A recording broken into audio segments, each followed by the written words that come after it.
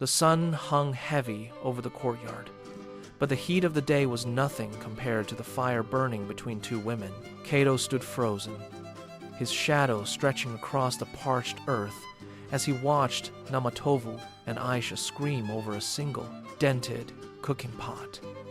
Dust swirled like a miniature storm as four hands gripped the same iron handle, neither willing to yield an inch of ground. To them, it was not just a pot. It was the throne of the kitchen. Kato felt the familiar throb behind his eyes, a rhythmic pounding that matched the insults flying through the air. Without a word, he turned his back on the chaos.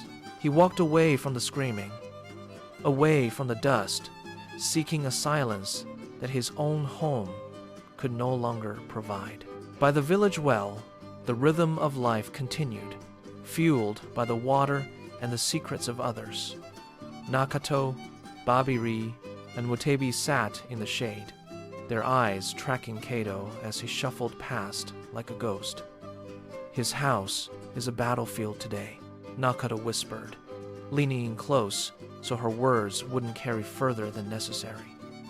Babiri nodded solemnly, but Mutebi let out a sharp, mocking laugh that echoed off the stones.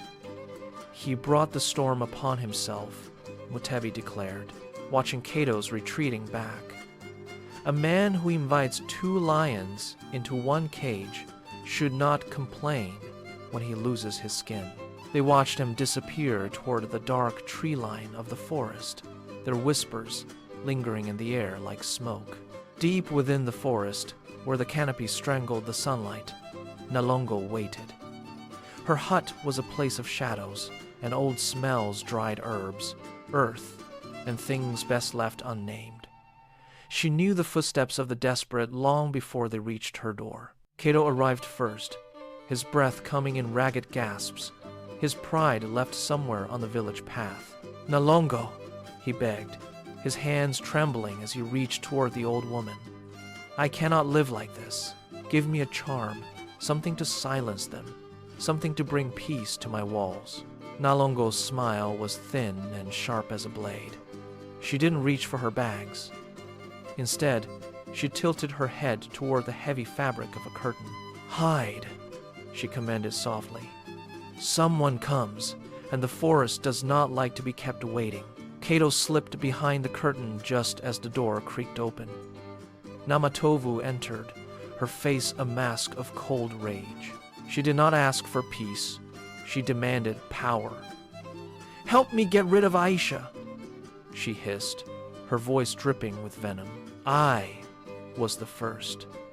I am the mother of his children. I want her gone." But before Nalongo could answer, the sound of dry leaves crunching outside signaled another arrival. Namatovu gasped, diving into a dark corner as Aisha burst in, breathless and weeping.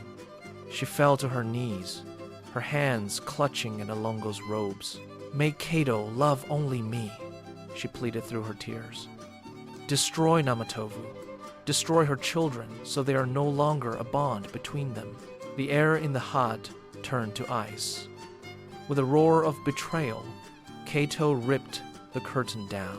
"You would hurt my children?" he shouted, his voice cracking. Namatovu jumped from her hiding spot, her eyes wide with shock. You? You were hiding here too?" The three stood frozen in a triangle of mutual betrayal. Nalongo did not move. She sat back, her gleaming eyes judging the wreckage before her. "You brought a second wife without asking," she said to Kato. "Is this what you call manhood? To hide behind curtains?" She turned to Namatovu. "How can you find love when your hands are always balled into fists?" Finally, she looked at Aisha. "You thought beauty could replace a foundation already built." A heavy silence fell over the hut. Outside, the gossipers pressed their ears to the reeds, waiting for blood. But Aisha simply stood up. She brushed the forest dust from her dress and walked out, leaving the hut and the village behind. Kato and Namatovu remained on the dirt floor, broken and silent. Mutebi, watching from the bushes as Aisha walked toward the horizon with her bag, shook his head. "The house is quiet now," he murmured. "But the story has only just begun."